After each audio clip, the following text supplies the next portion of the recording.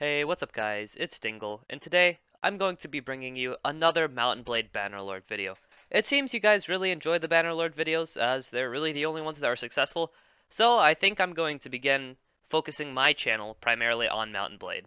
I hear you asking, Dingle, what are we going to be looking at today?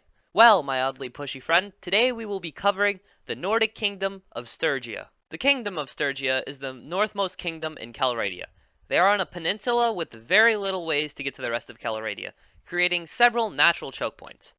They share borders with the Vlandians, the Northern Empire, and the Kuzate. I still really don't know how to pronounce that, so I'm just going to say Kuzate. They're a medium-sized kingdom that has great infantry and an abundance of fish.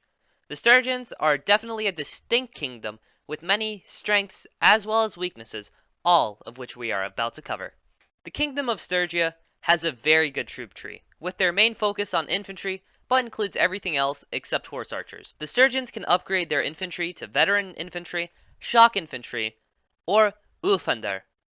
The veteran infantry are basic sword and shield infantry that are unmatched by any other infantry type in Calradia.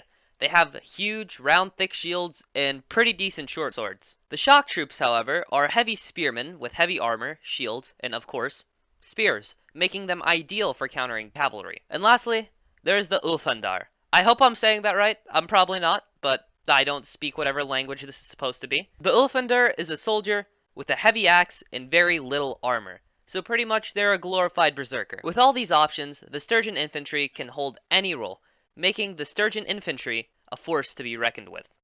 The Kingdom of Sturgia has decent missile cavalry and noble cavalry, as well as sub-average archers, but we're about to cover that. Since we've covered the infantry, it's only fitting that we cover the other units. First, let's take a look at the Sturgian cavalry, the basic Sturgian cavalry, that is. The Sturgians have only one type of cavalry unit, and that is their Hardened Brigand, which shares the first half of its upgrade tree with the Sturgian Archer. Anyway, the Sturgian cavalry has pretty balanced melee capabilities and decent missile capabilities. What I mean when I say they have decent missile capabilities is that they have plenty of javelins for them to throw and harass the enemy. They are pretty heavily armored, which gives them the ability to stay alive longer than most other units. Of course, the Sturgians also have archers. Their max upgraded archer is called the Veteran Bowman and is really nothing special. He really doesn't have any armor and has a pretty decent bow. It's good for crowd control since it's not a crossbow, but it's pretty garbage. You shouldn't be using the Sturgians for their archers. One of the greatest new additions to Mountain Blade Bannerlord is the new tree of units, and that tree is the noble upgrade tree. Every single kingdom has their own nobles to upgrade, and they typically end with cavalry. The Sturgians are no different. Their highest noble is the Druzinic champion. I don't know how to say that. I know I completely butchered it. I don't even know if that's a real word. If that's a real word and someone speaks the language from what that word is from, I am horribly sorry. Anyway, this unit is extremely good cavalry, but it's not very easy to get. Since it's a noble, it's going to take a long time to upgrade. And at the lowest stage, the Druzinic is just a simple infantryman that is not strong at all. So if you manage to get your noble all the way up to Druzinic champion, then I applaud you, and you're going to have a very good cavalryman. So those are all the troops in the Sturgian upgrade tree. The Sturgians should typically be used aggressively, unless you're forming a shield wall, which is the only time that they are viably defensive, and you should definitely be focusing on routing your enemy, as most of the time your archers will not be able to support you, and your cavalry will only have minimal effect on the enemy.